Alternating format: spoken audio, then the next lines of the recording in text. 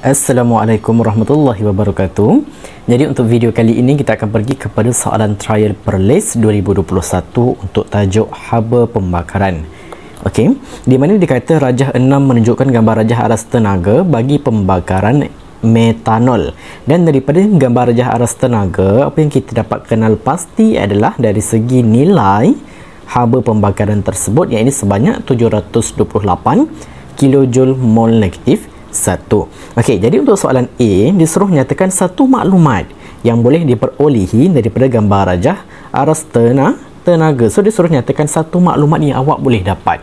Okey, which sebenarnya untuk soalan ini banyak jawapan, okey, banyak variasi jawapan yang awak boleh bagi.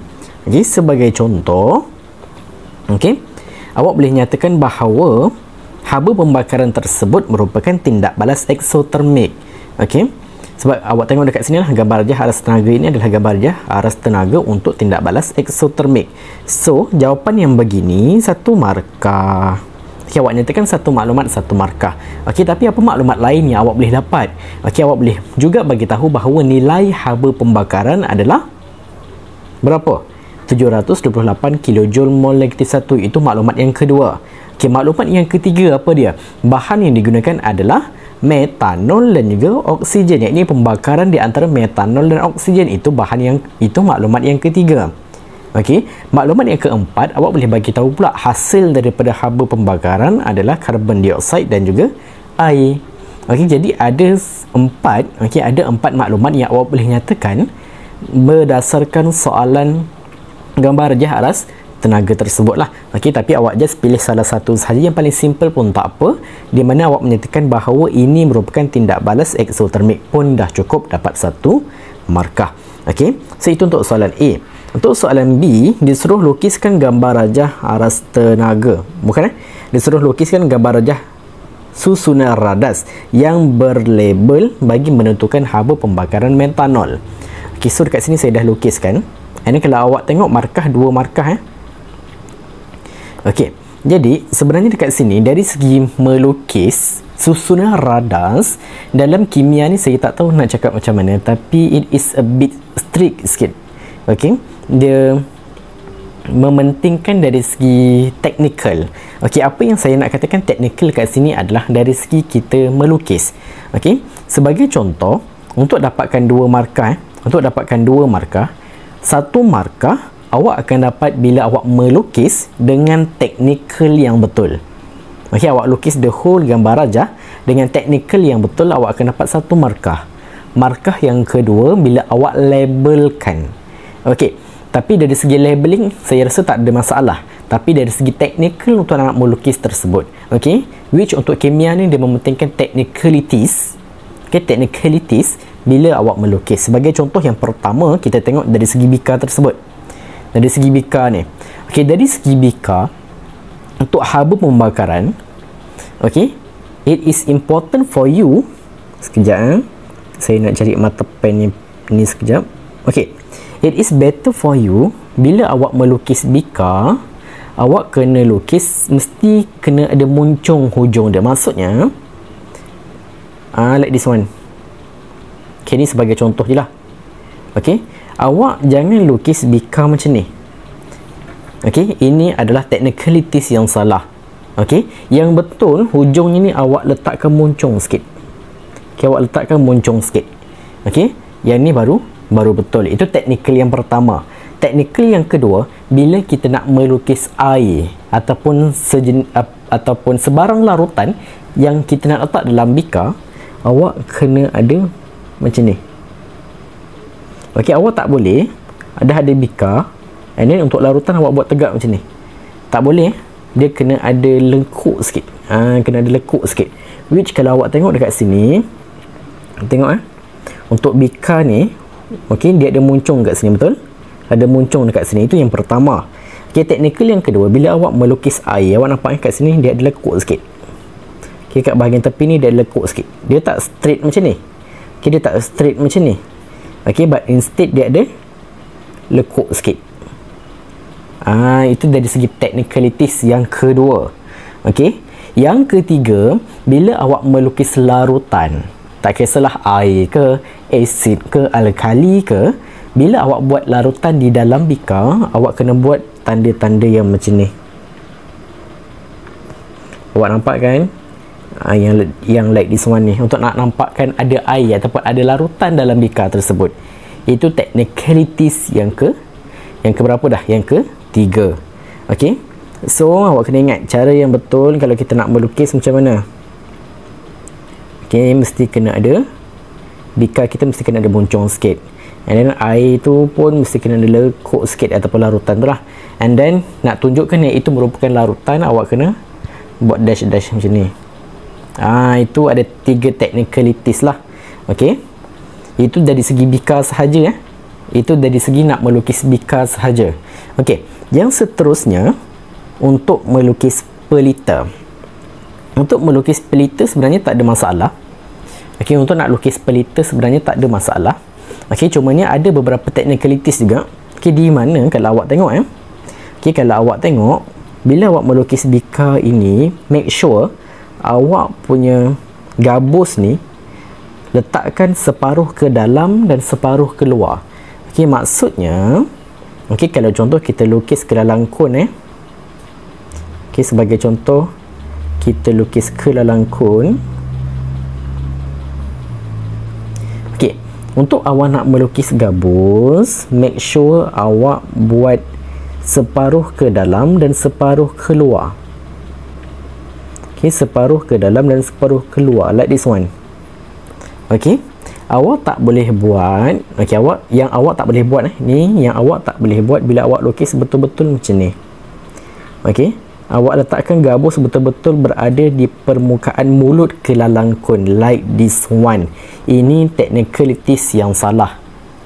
Which yang betul awak kena letakkan gabus separuh ke dalam dan separuh keluar, like this one. Okey, ini baru betul. Okey, and then sekali lagi bila awak buat pelita ataupun kelalang kun dan sebagainya, dalamnya mesti akan ada apa? Akan ada larutan. So larutan pun tadi awak buat mesti kena ada lekuk sikit, tak boleh straight macam ni. Okey, kena ada lekuk sikit. Macam tu. Okey. So itu dari segi melukis pelita ataupun melukis kelalang kun lah. Okey, yang seterusnya awak kena faham untuk haba pembakaran. Okay, untuk haba pembakaran, apa yang penting adalah dari segi lukisan gambar api ni, untuk awak melukis gambar api ni, make sure nyalaan api awak mesti bersentuhan dengan bika ini. Ni actually bukan bika ni. Okey, yang this one ni sebenarnya bukan bika. Ini adalah tin kuprum. Okey, tapi cara melukisnya samalah, tin kuprum ke ataupun bika ke, cara lukisannya adalah sama. So untuk dekat sini, untuk haba pembakaran, another technicalities yang perlu awak tekankan adalah bila awak melukis nyalaan api, make sure nyalaan api ni bersentuhan dengan permukaan bawah tin kuprum. Okay, make sure bersentuhan. Kalau awak buat like this one, okay, awak buat bika macam ni, and then api awak buat macam ni, contoh. Okay, so bersentuhan tak? Bersentuhan tak dengan api dan juga tin ni? Tak bersentuhan, so salah. So that's why untuk nak melukis, make sure nyalaan api awak ni bersentuhan dengan tin kuprum. Alright. Okay, so itu adalah beberapa technicalities lah. Okay, di mana technicalities yang kalau saya boleh tekankan dekat sini, sekejap saya padam dahulu. Okay, kalau yang boleh saya tekankan dekat sini technicalitiesnya, okay, yang pertama adalah dari segi, saya buat guna pen merah lah. Okay, dari segi melukis bucu tepi ni, yang pertama. Yang kedua dari segi lekukan air ini, yang kedua. Yang ketiga bila awak buat like this one. Okay, yang keempat adalah bila awak melukis this one. And then yang kelima adalah make sure api ni bersentuhan dengan permukaan tin kuprum, yang kelima. Okey, bila awak buat lukisan yang ini dari segi technicality-nya yang betul, baru awak layak untuk dapat satu markah. Okey, and then dari segi labeling tu saya rasa tak ada masalah lah. Labeling bila awak label semua bahan yang ada dan betul, terus dapat satu markah. Cumanya technicality dari segi awak melukis itu sahajalah. Okey, yang menentukan awak layak untuk dapat full 2 markah ataupun tidak. So kalau like this one, awak layak untuk dapat 2 markah. Alright. So itu adalah sedikit sebanyaklah untuk technicality melukis gambar rajah susunan radas. Alright. Okey. So seterusnya untuk soalan C. Okey, dia kata haba yang terbebas daripada pembakaran lengkap 1.6 gram metanol digunakan untuk memanaskan 200 cm3 air. Alright. Okay, and then disuruh hitungkan tenaga haba yang dibebaskan. So hitungkan tenaga haba yang dibebaskan bermaksud dia minta the value of Q. Okay, jadi macam mana kita nak buat the value of Q ni? Okay, so kalau berdasarkan formula yang kita dah tahu, Q sama dengan apa? Sama dengan M C theta, di mana nilai M kita dah ada, iaitu kita gunakan nilai M untuk air ni 200. C pun kita dah ada 4.2, tapi nilai theta kita tak ada. Okey, sebab dalam soalan tak pernah disentuh mengenai nilai perubahan suhu, betul? But instead dia ada bagi nilai apa? Nilai haba pembakaran kita, iaitu haba pembakaran kita berapa? 728 kJ mol negatif 1. So kita boleh menggunakan idea, iaitu delta H sama dengan Q over N. Okey, di mana nilai delta H kita dah ada. Nilai Q kita nak cari. Nilai N kita boleh cari, iaitu bilangan mol tadi. So bilangan mol tadi kita boleh cari menggunakan apa? Jisim bahagi jisim molar, di mana jisim dah diberi 1.6, bahagikan dengan jisim molar kita, iaitu 32. Okey. So kita cari dahulu nilai N, nilai mol kita. So N sama dengan berapa? Sama dengan 1.6. 1.6 gram bahagikan dengan 32 gram mol negatif 1. So awak tekan kalkulator, maka awak akan dapat jawapannya adalah 0.05 mol. Okey, sekarang ni kita dah ada bilangan mol, maka berkat situ barulah kita boleh rearrange kita punya equation. Okey, so yang di sini saya bawa ke atas sikit. Okey, jadi bila awak rearrange awak punya formula, awak akan dapat Q sama dengan delta H darabkan dengan mol. Jadi delta H awak tadi berapa? Yang diberi dalam soalan adalah 728. So darabkan dengan mol awak, iaitu 0.05. Jadi awak tekan kalkulator, maka awak akan dapat jawapan awak adalah 36.4 kilojoule. Ingat dalam unit kilojoule, sebab tadi 728 ni tadi awak ambil kilojoule, jadi jawapan akhir pun mestilah kilojoule. Jadi tengok dari segi markah kat sini dia bagi 2 markah. Jadi markah yang pertama awak cari bilangan mol 1 markah, jawapan akhir berserta unit yang betul 1 markah, maka 2 markah awak dah dapat. Okey. Yang seterusnya pula disuruh hitungkan perubahan suhu. Okey, bila disuruh hitungkan perubahan suhu, automatic formula yang kita akan gunakan adalah Q sama dengan MC theta. Okey, jadi nilai Q ni tadi kita dah ada dah, iaitu 36.4. Okey, but in this case tadi unit kilojoule, sekarang ni kita kena tukarkan kepada unit joule dengan kita darabkan 1000 sahajalah. So 36.4 darabkan dengan 1000, awak akan dapat 36,400 sama dengan M. Nilai isi padu larutan yang kita gunakan adalah, kita ambil larutan air tadi, isi padu larutan air tadi, iaitu 200 darabkan dengan heat capacity, iaitu 4.2. Okey, kita darabkan dengan nilai theta. Okey, so kita rearrange balik, tekan kalkulator, theta jadikan sebagai tajuk, maka awak akan dapat jawapan awak adalah 43.3 degree Celsius. Di mana dekat sini saya ingatkan awak ambil satu tempat perpuluhan sahaja pun dah mencukupi. Okey, untuk suhu dah. Okey, jadi markah kat sini 1 markah, jawapan akhir sajalah. Okey, berserta dengan unit yang betul, iaitu degree Celsius 1 markah. Alright.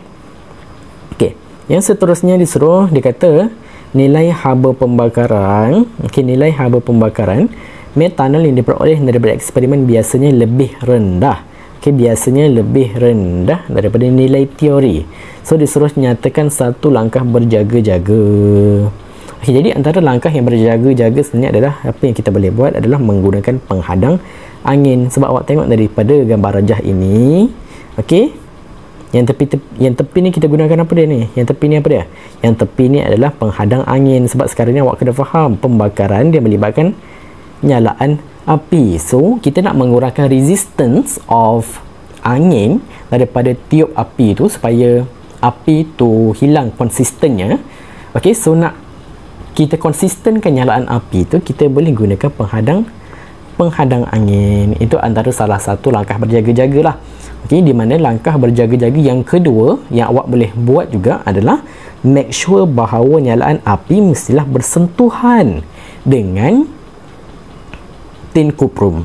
Okey, so dekat sini untuk haba pembakaran ada dua langkah berjaga-jaga yang awak boleh buat.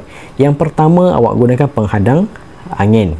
Okay, yang kedua, awak make sure nyalaan api mestilah bersentuhan dengan tin kuprum. So awak ada dua jawapan lah, dua option. Okay, so dekat sini saya gunakan jawapan untuk menggunakan penghadang angin, maka awak akan dapat satu markah untuk langkah berjaga-jaga. Okay, so untuk soalan C, okay, dia kata table 5 menunjukkan formula molekul dan haba pembakaran propanol dan butanol. Okay, so ini propanol, ini butanol, dan ini negatif 216, 2016 dan 2678 lah. Ini nilai haba pembakaran. So kat sini disuruh nyatakan ataupun terangkan mengapa terdapat perbezaan nilai haba pembakaran antara propanol dan butanol. Jadi apa yang perlu kita faham adalah, okay, kat sini 3 markah mesti, bila dikata 3 markah bermaksud it consists of 3 point. Okey, point yang pertama yang awak boleh nyatakan adalah apa dia? Awak boleh katakan bahawa bilangan atom, okey, bilangan atom karbon per molekul dalam butanol lebih tinggi. Okey, ini saya terus buat kepada point yang kedua. Okey, saya dah terpadam pula dia punya itu. So poin yang pertama, awak boleh katakan bahawa bilangan atom karbon per molekul dalam butanol lebih tinggi. Sebab awak tengok kat sini, untuk butanol, karbon ada berapa? Karbon ada 4. Dalam propanol, karbon ada 3. Jadi, bila bilangan karbon tinggi, okey, nilai delta H pun akan tinggi. Ini teori dia. Okey. Dari segi teori, untuk memudahkan awak, bila bilangan karbon tinggi, nilai delta H akan tinggi. Jadi awak tengok di antara propanol dan butanol mana satu lebih tinggi? Ya, ini butanol lah. Sebab awak tengok pun 2678, kat sini 2016. So statement yang pertama, awak nyatakan bahawa bilangan atom karbon per molekul dalam butanol lebih tinggi. Awak dapat 1 markah. Okay, which keyword dia dekat sini adalah bilangan atom karbon per molekul. Ini yang penting. Okay, yang kedua, kita nyatakan apa hasil yang terjadi selepas pembakaran berlaku. Ya, ini lebih banyak karbon dioksida dan air dihasilkan. Awak dapat 1 markah. And the last one, poin yang ketiga, awak boleh nyatakan bahawa bila karbon dioksida dan air dah lebih banyak dibebaskan, bermaksud lebih banyak haba juga terhasil. So ini adalah poin yang ketiga. So lengkaplah, awak dapat berapa markah kat sini? 3 markah. Alright, jadi itu sahaja untuk video kali ini. Selepas ini kita akan pergi kepada soalan trial yang terakhir untuk siri program cuti sekolah, untuk soalan trial SBP 2021 untuk tajuk haba pemendakan.